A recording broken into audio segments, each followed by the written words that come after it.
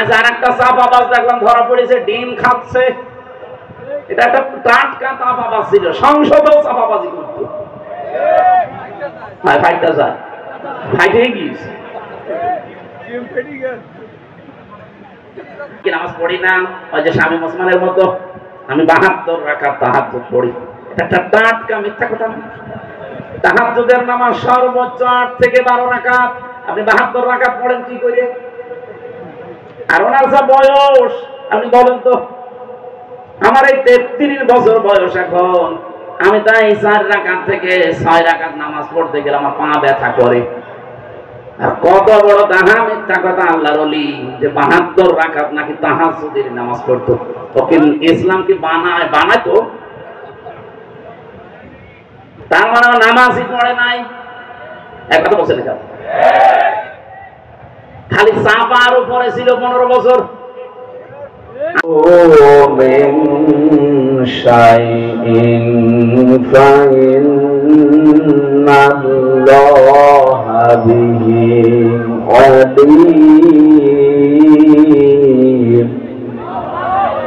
صدقت يا ربنا.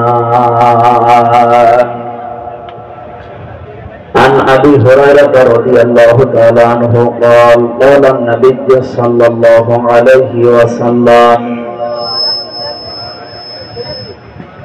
الكيس من دان نفسه وعمل لما بعد الموت والعاجز من أتبع نفسه هواها وتمنى على الله.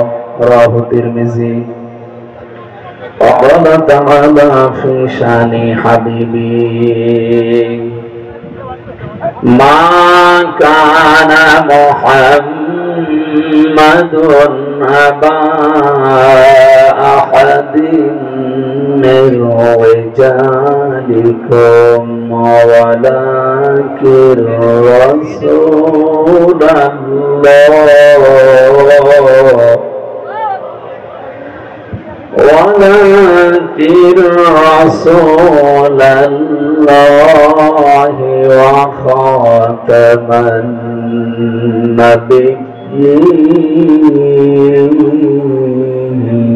النبيين. اللهم صل على سيدنا مولانا محمد وعلى آل سيدنا مولانا محمد. الحمد لله. سبحانك لا علم لنا إلا ما علمتنا إنك أنت العليم الحكيم.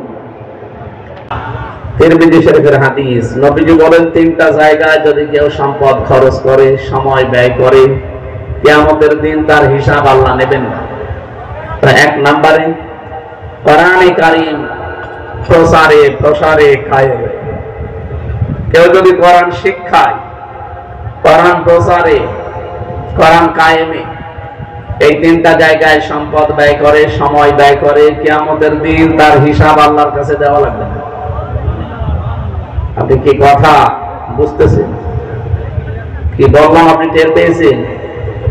এ বাংলাদেশে বহু মানুষ আমরা কোরআন শিক্ষায় আমাদের সময় সম্পদ ব্যয় করতে রাজি আছি, কোরআন প্রসারে আমাদের সময় সম্পদ ব্যয় করতে রাজি আছি, কিন্তু কোরআন কায়েমে আমাদের সময় এবং সম্পদ ব্যয় করতে আমরা অনেকে রাজি না। এমনকি অনেকে আলেম পর্যন্ত বলে, না আমি কোনো ঝামেলাই।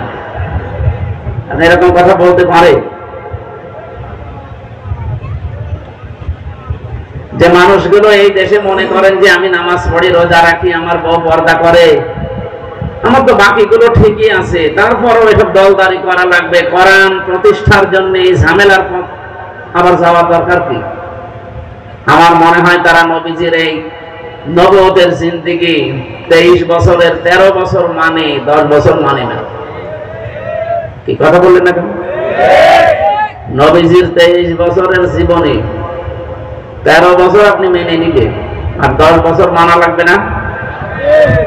উনি যেই দিন নবুয়ত পেয়েছেন ওই দিন থেকে ইন্তেকাল পর্যন্ত এই 23 বছরের জীবনে যদি 1 সেকেন্ডও কেউ অবিশ্বাস করে, যদি ঠাট্টা করে, বিদ্রুপ করে, খারাপ কথা বলে, যালিকা বিআন্নাহুম কারিহু মা আনজালাল্লাহু ফাআহাবাতা আমালাহুম। কারিহু শব্দটা আছে সূরা মুহাম্মদের 9 নম্বর আয়াত, যেটা আমি আপনাকে দিয়েছি, আপনার প্রতি নাযিল করলাম, এগুলো যদি কেউ একটা কথা মানে না এমন না, যদি অপছন্দ করে, ফাআহাবাতা আমালাহু, আমার পেছনের কোনো আমল আর থাকবে না, সব নষ্ট হয়ে যাবে। এদেশে বহু মানুষ আমরা দেখি বুঝে না বুঝে এরকম অনেক কথা বলে ফেলে। কি কথা বলে না কেন? আমরা এরকম কোন কথা বলবো না, সাবধান থাকবে। এটা তো আর এই মুখের কথা যে থুকু এরকম জিনিস না, এজন্য সাবধান হওয়া লাগবে। আল্লাহর কোন বিধান যেগুলো এই 23 বছরে নাযিল হয়েছিল, আপনি বলেন উনি এর আগেও 23 বছর চেষ্টা চালিয়েছিলেন, 17 থেকে 40 কত হয় বলেন বলেন? 23। উনি 17 বছর থেকে হিলফুল ফজল গঠন করার মাধ্যমে 40 বছর একাধারে এই 17-23 বছর চেষ্টা চালালেন। শান্তি তো কাঙ্ক্ষিত মানে আনতে পারেননি, কিছু হয় আর কিছু উপকার হয়েছিল, মানব ছিল। কিন্তু এই মানুষটাই যখন 40 বছরে কোরআন পেলেন, এটা হাতে নিয়ে শুধু পড়ার ভেতরে সীমাবদ্ধ রাখেননি, শুধু প্রচারের ভেতরে সীমাবদ্ধ রাখেননি। তিনি যখন বললেন যে এটা আমি কায়েম করে দেখাতে চাই, এমনকি দেখিয়েও তিনি 10 বছর এটা দিয়ে রাষ্ট্র চালিয়েছেন। সর্বশেষ তিনি বলতে পেরেছিলেন খায়রুল কুরুনি করনি, আমার যুগ শ্রেষ্ঠ যুগ। এ কথা এমনি বলা যায়নি, 10 বছর এটা দিয়ে চালানো লেগেছে। তারপরে তিনি বলতে পেরেছিলেন খায়রুল কুরুনি করনি, যেটা প্রত্যেক জুমার দিন দ্বিতীয় খুতবা ইমাম সাহেবরা আমাদেরকে আরবিতে শোনায়। আমরা হয়তো আরবি ওইভাবে বুঝি না, এই জন্য কোনোদিন চিন্তা ভাবনা করি না। এইটাই বলে আরবিতে যে আমার যুগ শ্রেষ্ঠ যুগ।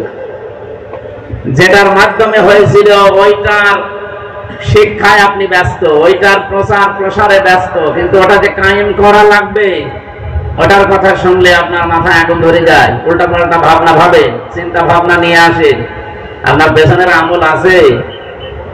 এখানে সাবধান করলাম এরকম কোন কাজে যেন কেউ অন্তত জড়িত না হয়। আমি বহু আলেমকে বলতে শুনেছি এই 15.5 বছরে যে আমি নামাজ পড়ি, রোজা রাখি, আমার বউ পর্দায় থাকে, আমার ব্যবসা হালাল, আমি হজ করে এসেছি, ও দল মল ঝামেলায় আমি নেই, আমি ভালো। আপনি ভালো, আমিও জানি। আমি কি নবীর চাইতে ভালো? কথা বললেন না? নবীজি তো রাষ্ট্রপ্রধান ছিলেন 10 বছর একাধারে। উনি যদি রাজনীতি না করবেন রাষ্ট্রপ্রধান হলেন কি করে? আমাদের এখন যেটা আছে এটাও তো রাজনীতি করার লোক না, তারপরেও রাষ্ট্রপ্রধান হয়ে আছে। কি কথা বলেন না কেন? উনি অ্যাক্টিভ, সারা জীবন রাজনীতি ওইভাবে করেছেন না। যেহেতু যে দলের সাপোর্টে তিনি ছিলেন, ওই দলটাই যেহেতু নিষিদ্ধ হয়ে গেছে, আমরা চাই এই নিষিদ্ধ দলের মানুষকে দেশে আর রাষ্ট্রপতি রাখা, এইটাও একটা নিষিদ্ধ কাজ। আপনি কি কথা বলবেন? আমরা চাই যে নিষিদ্ধ দলের সাপোর্টে যারা ছিল, এই মানুষগুলো যদি এখন রাষ্ট্রের কোন জায়গায় থাকে, তারাও তো নিষিদ্ধ হয়ে গেছে। তাদের দল যেহেতু নিষিদ্ধ, তারা নিষিদ্ধ না। আপনি কোন আইনের ভিত্তিতে, কোন সংবিধানের দোয়াই দিয়ে তাহলে থাকবেন আপনি রাষ্ট্রপতি বলেন?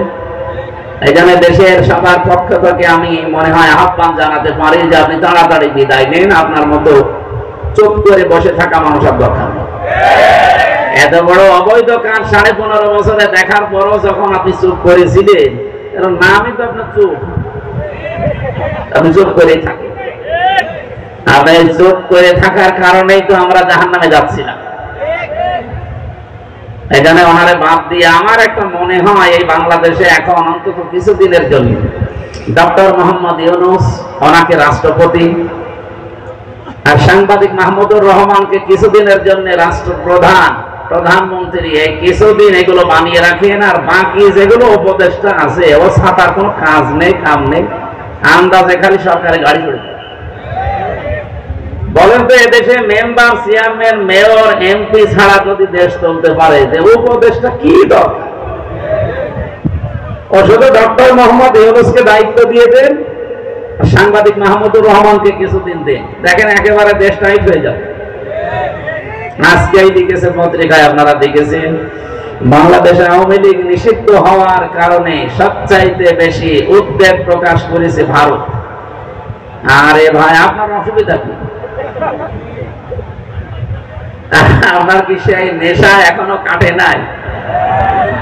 এতদিন যে নেশায় ছিলেন, ও নেশায় কি এখনো আছেন? এই যে একটা মলম সাংবাদিক কি যেন হকার ময়ূখ মাঝে মাঝে লাফিয়ে লাফিয়ে বলতো না যে আমরা এই যে চট্টগ্রামের এই 3 জেলা আমরা প্রায় নিয়ে নেব, কারণ ফেনী থেকে চট্টগ্রামের মাঝে একটা চিকন রাস্তা, তো এটা ব্লক করে দিয়ে ওইটা আমরা নিয়ে নেব।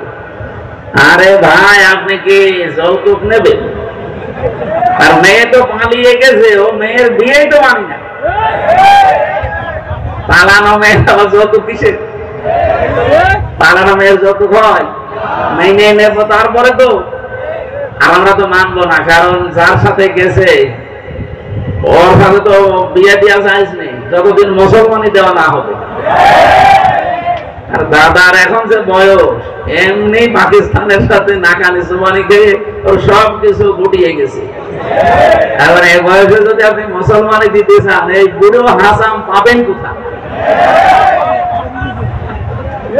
বুড়ো হাসাম দিয়ে এখন যদি মুসলমানই দিতে চান, আমার মনে হয় অনেক হাসাম আছে, দেখা যাচ্ছে আগা কাটতেছে, গোড়া কেটে জীবনের মতো শখ মিটে যাবে দাদা। এমনি ভারতের সংসদে এখন দাদার জীবন শেষ করে ফেলল বিরোধী দলীয়। তারা এখন বলছে kit kit kit kit kit kit. কি করলেন আপনি? দেশটা ডুবিয়ে মারলেন। এই লোকটা যদি লজ্জা থাকতো, ও হার্ট স্ট্রোক করে মরে যেত।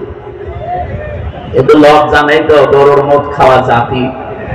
হিন্দু ভাইদেরকে আমরা সম্মান করি, কিন্তু ও গোরপন্থী যারা, তাদেরকে ঘৃণা করি আমি। হিন্দু যারা আছেন তাদেরকে ওয়েলকাম জানাচ্ছি, স্বাগতম জানাচ্ছি। কোরআনের অনুষ্ঠানে আপনারা আসেন, কারণ এই কোরআন শরীফ আপনাদের ধর্মের মতো শুধু ঠাকুর আর পুরোহিত পড়বে তা না, এটা হাযা বায়ানুল লিন্নাস, মানুষ যারা তাদের জন্য। কিন্তু ওদেরকে আমরা মানুষ মনে করি না, যারা উগ্র, যারা সন্ত্রাসী। কতগুলো মুসলমানের বাড়ি ঘর আপনি ভেঙে দিলেন, ধোয়া ধোয়া তুলে, এমনকি আল্লাহর ঘরে পর্যন্ত আপনারা হাত দিয়েছেন। পৃথিবীর ইতিহাস পাল্টিয়ে ফেলেছে এই উগ্রপন্থী এই হিন্দুরা।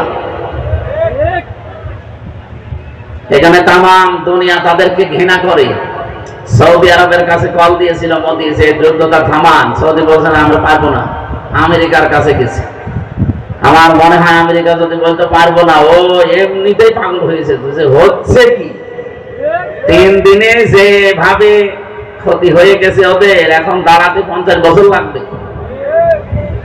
তলে তলে অনেক কিছু ওরা হারিয়ে ফেলেছে অলরেডি। এদেরকে মুরগির বাচ্চার মতো যখন একেবারে সর্বশান্ত করে একটার পর একটা লাশ সাজিয়ে রেখেছে। পৃথিবীতে সবচাইতে বেশি ভয় যারা উগ্র হিন্দু মুশরিক, যারা শিরকে ব্যস্ত, এই মানুষগুলো সবচাইতে বেশি মৃত্যুকে ভয় করে।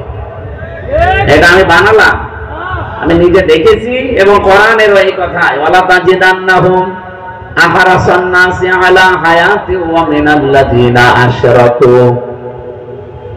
হে নবী, লামে তাকিদ নুনে সাকিলা দিয়েছি, অবশ্যই আপনি দেখতে পাবেন এই পৃথিবীতে যারা মুশরিক, জীবনের প্রতি সবচাইতে বেশি আশঙ্কা এবং আসক্তি তাদের বেশি। আমাকে যখন এই 17, 18, 19, 20 সালে এলাকায় ঢুকতে দিত না, অধিকাংশ সময় আমি ভারতে থাকতাম। কলকাতা, আসাম, মিজোরাম, ত্রিপুরা দিয়ে বহু জায়গা আমি ঘুরেছি। ওদের সাথে মেশার সুযোগ আমি পেয়েছি। আমি দেখেছি সবচাইতে বেশি ভয় করে তারা মরণকে। যদি কোনো মুশরিককে আপনি একটু ভয় দেখাতে পারেন, এই মেরে ফেলবো, কিন্তু ও আপনাকে বাপ না দুলা ভাই ডাকবে। এখানে যখন একটা একটা করে মরে যাচ্ছিল, তখন কিন্তু ভয় পেয়ে গেছে যে হচ্ছে কি। আর পাকিস্তানের যে সৈন্যগুলো এসেছিল, এরা মরণের ভয় না, লিখিত সই দিয়ে এসেছিল যে আমরা বুনিয়ান মারসুস, সীসা গলা প্রাচীরের মতো ঐক্যবদ্ধ হয়ে সই করে সিগনেচার দিয়ে তারপরে তারা আল্লাহর নামে বিদায় নিয়েছে যে আমি মরবো না হয় মারবো। কোরআনে কারিমে আল্লাহ এই আয়াতটি দিয়েছেন এইভাবে, ইয়াকাতিলুনা ফি সাবিলিল্লাহি ফায়াকতুলুনা ওয়া ইউকতালুন। তারা লড়াই করে, সংগ্রাম করে আল্লাহর রাস্তায়, হয় মারে নাই মরে। আগে মরে তারপরে মারে, কথা আল্লাহ দেননি, আগে মারে এরপরে মরে। আপনি যদি না মারতে পারেন মরবেন কিভাবে? এই জন্য মারা লাগবে আগে, এরপরে মরার কথা। আর আমরা যদি আগেই বুঝে যাই, এই জন্যই তো 54 বছর আমরা দাঁড়াতে পারি না। এখন একটা উদ্যোগ অলরেডি নিয়েছে, যেটা একটা আশার আলো দেখতে পাচ্ছি। বিশ্বনবী নিজে, তার বাড়িটা ছিল খেড়ের ছাউনি। আপনি দেখেছেন, ইতিহাস পড়েন, সিরাত ইবনে হিশাম, নবীদের বাড়ি ঘর ছিল খেজুর পাতার পাটি দিয়ে, কিন্তু বাড়ির সামনে সব সময় 24 ঘন্টা 9টা ঘোড়া বাঁধা থাকতো। এই ঘোড়াগুলো খেলা করার জন্য বেঁধে রেখেছিলেন। আজ বিশ্বের 57টা দেশ মুসলিম। আমরা যদি সত্যি এগিয়ে যেতে পারতাম ওদের মতো একটু, কোরআনে কারিমে আমার আল্লাহ সূরা আনফালের 60 নম্বর আয়াতে জানিয়েছেন, ইন্না ইদ্দাতা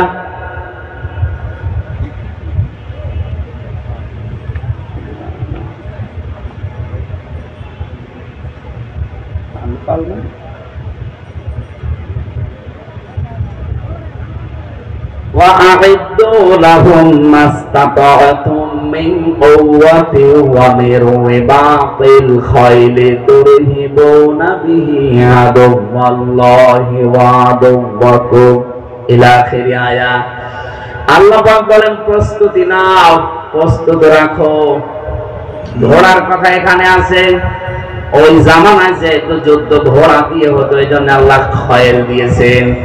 তাফসিরে খয়েলের ব্যাখ্যা শুধু ঘোড়া এখন আপনি আধুনিক তাফসিরে পাবেন না। খোড়া মানে এখন, খয়েল মানে এখন অ্যাটম বোম, খয়েল মানে এখন কম্পিউটার, খয়েল মানে এখন এই যে আধুনিক যে সমস্ত অস্ত্র শস্ত্র বের হচ্ছে এইগুলো।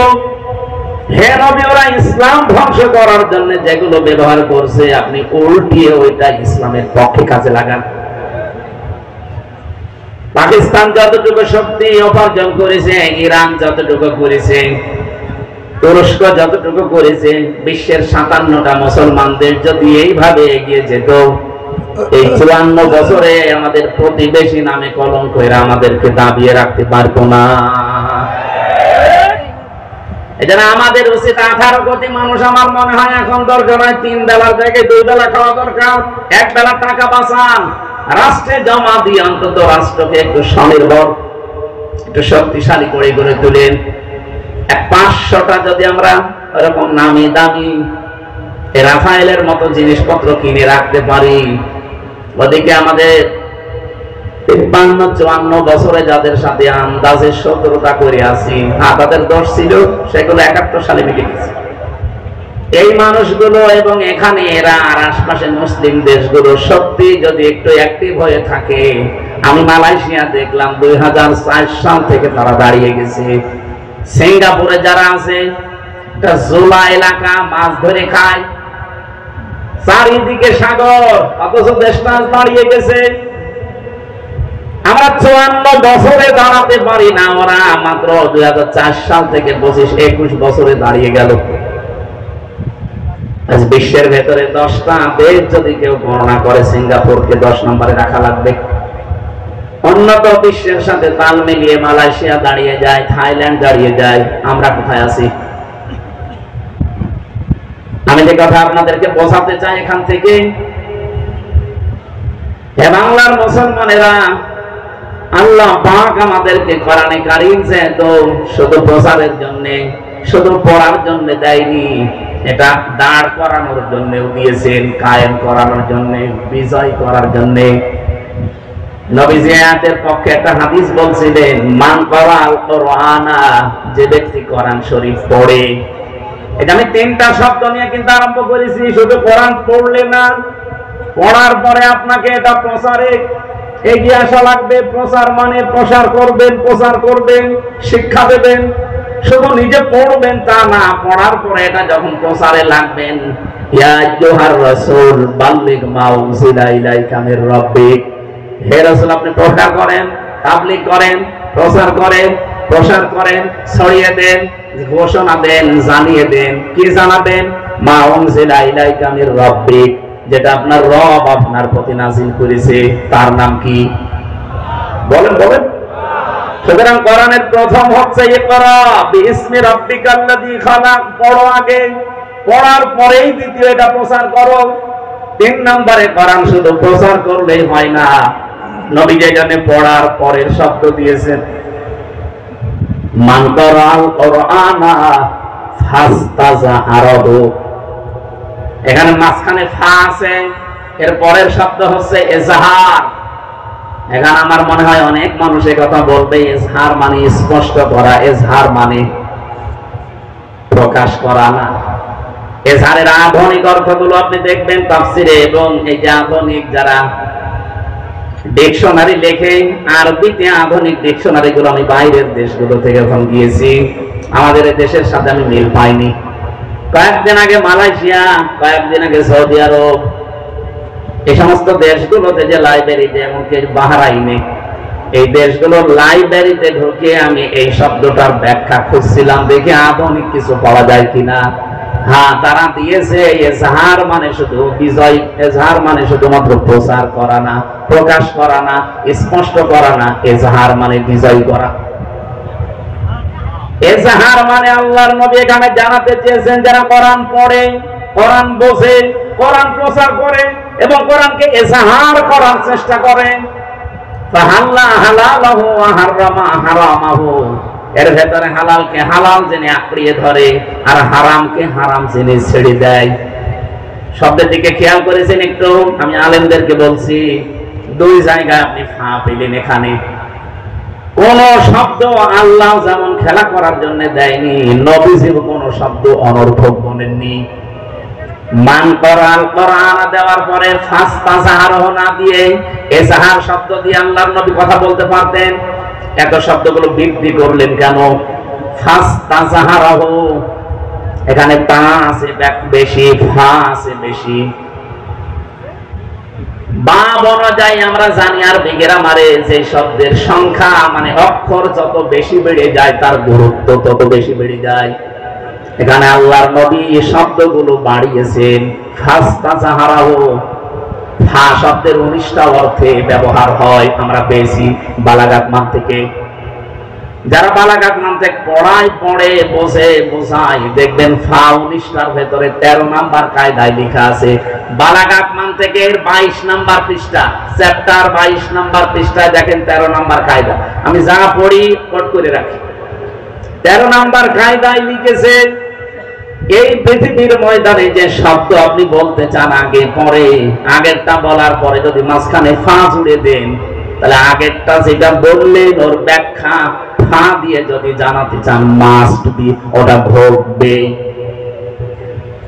মান করাল কোরআন দেওয়ার পরে নবীজি থেমে যেতে পারতেন। যে ব্যক্তি কোরআন পড়ে, হ্যাঁ কোরআন পড়লে তো সওয়াব হয়, এক একটা করে 10টা নেকি, নবীজি ফজিলের কথা বলতে পারতেন।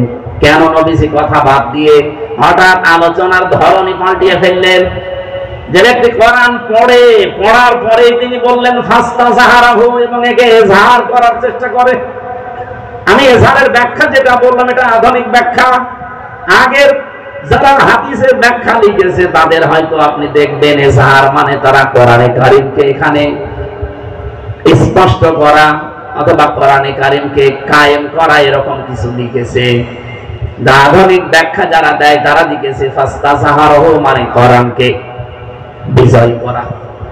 কারণ কোরআন বিজয় যদি না হয়, পরের 2টা শব্দ আপনি দুনিয়ায় কার্যকর অবস্থায় দেখতে পাবেন না।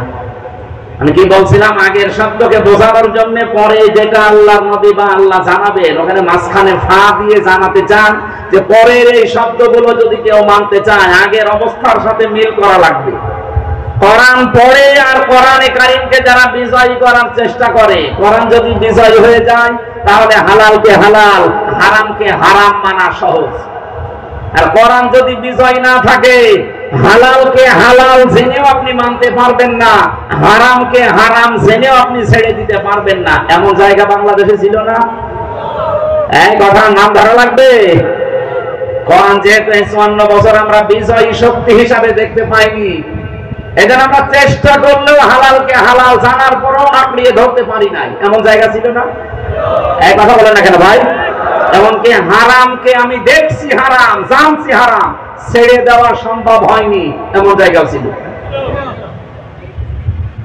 এই জন্যই কোরআন ইজহার করা লাগবে। নবীজি বলেন আদখালাহুল্লাহুল জান্নাহ, আল্লাহ যেন তাকে জান্নাতে দেবে না দিয়েছে। এটা মাজির সিগা, আদখালা ইদখিলু। নবীজি যদি মোজারে দিতেন তাহলে বর্তমান, ভবিষ্যৎ, প্রেজেন্ট, ফিউচার শব্দ নিয়ে আসতে পারতাম। আদখালা দিয়ে নবীজি জানিয়েছেন আদখালাহুল্লাহুল জান্নাহ, আল্লাহ যেন তাকে জান্নাতে দিয়েই দিয়েছে। আমার প্রশ্ন হচ্ছে, মানুষ কি এখন আমরা মারা গেছি? বলেন বলেন, আমি জান্নাতে যাব কি করে? আমি তো মরবো আগে, এরপরে তো জান্নাতের প্রশ্ন। নবীজি যে আদখালা দিয়ে দিলেন, হাদিসের ব্যাখ্যা করতে গিয়ে যারা আধুনিক ব্যাখ্যাকার মুহাদ্দিসিন কিরাম লিখেছেন, সত্যি যদি কোরআনে কারীম ইজহার হয়ে যায় কোন এলাকায়, তার মানে প্রতিষ্ঠিত হয়ে যায়, বিজয়ী শক্তি হিসাবে থাকে। আর ওই দেশের মানুষ যদি হালালকে হালাল জেনে আঁকড়িয়ে ধরতে পারে, হারামকে হারাম জেনে যদি শক্তি ছেড়ে দিতে পারে, তাহলে আদখালাহুল্লাহুল জান্নাহ, আল্লাহ তোমাকে জান্নাতে দিয়ে দিয়েছে। তার মানে তুমি এমন একটা দেশ, এমন একটা সমাজ, এমন একটা পরিবার, এমন একটা এলাকায় বসবাস করবা, তুমি মনে করবা আমি জান্নাতে আছি। আমরা ওই রকম একটা দেশ চাই না। কথা বলেন, কথা বলেন। এর পরের সব হাদিসের এর পরের শব্দ বলে না, আলেমদের ভেতরে মতভেদ আছে, এজন্য আমি পরের শব্দগুলো বলি না সচরাচর। আশাফাহু ফি আশারাতিন মিন আহলি বাইতিহি, এ পর্যন্ত ঠিক আছে। যে সুপারিশ করে সে আহল পরিবারের 10 জন মানুষকে আল্লাহর জান্নাতে নেবে। কাদের? ওয়াজাবাত লাহুন নার, কুল্লুহুম কদ ওয়াজাবাত লাহুন নার, যাদের প্রত্যেকের উপরে জাহান্নামে যাওয়ার ফয়সালা আল্লাহ দিয়ে দিয়েছিল।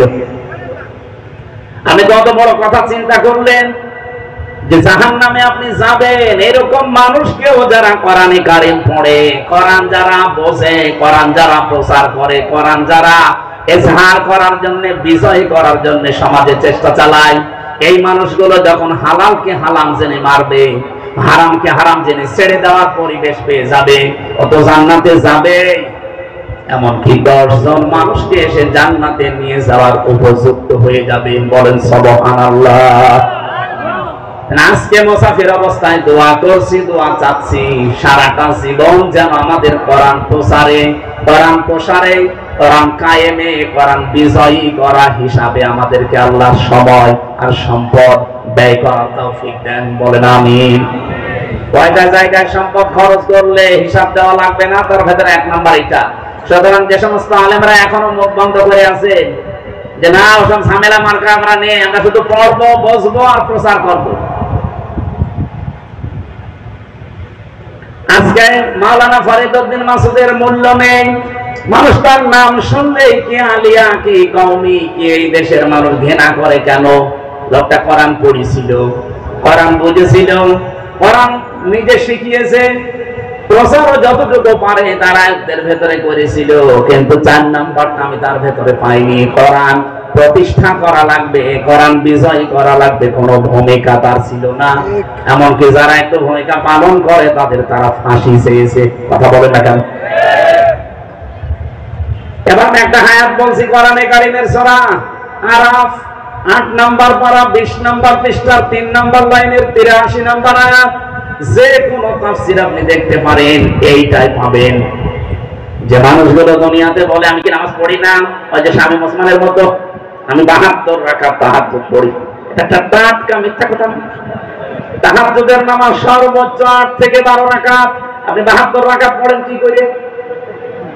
আর ওনার যা বয়স, আপনি বলেন তো। আমার এই 33 বছর বয়স এখন, আমি তাই 4 রাকাত থেকে 6 রাকাত নামাজ পড়তে গেলে আমার পা ব্যথা করে। আর কত বড় তাহা মিথ্যা কথা আল্লাহর ওলি যে 72 রাকাত নাকি তাহাজ্জুদের নামাজ পড়তো। তখন ইসলাম কি বানায়? বানায় তো। তার মানে নামাজই পড়ে নাই। এক কথা বলছেন এটা, খালি চাপার উপরে ছিল 15 বছর। আজ আর একটা চাপাবাজ দেখলাম ধরা পড়েছে, ডিম খাচ্ছে। এটা একটা টাটকা চাপাবাজ ছিল, সংসদেও চাপাবাজি করতো। ফাইটটা যায়, ফাইটে গিয়েছে। খুলনাবাসী শুধু শোনা না, এখান থেকে এবার জীবনটা মিলাবেন। আসরের নামাজের সময় 2 জন ফেরেশতাকে আমার আল্লাহ পাঠিয়ে দিলেন, হযরত লূত নবী আলাইহিস সালাম।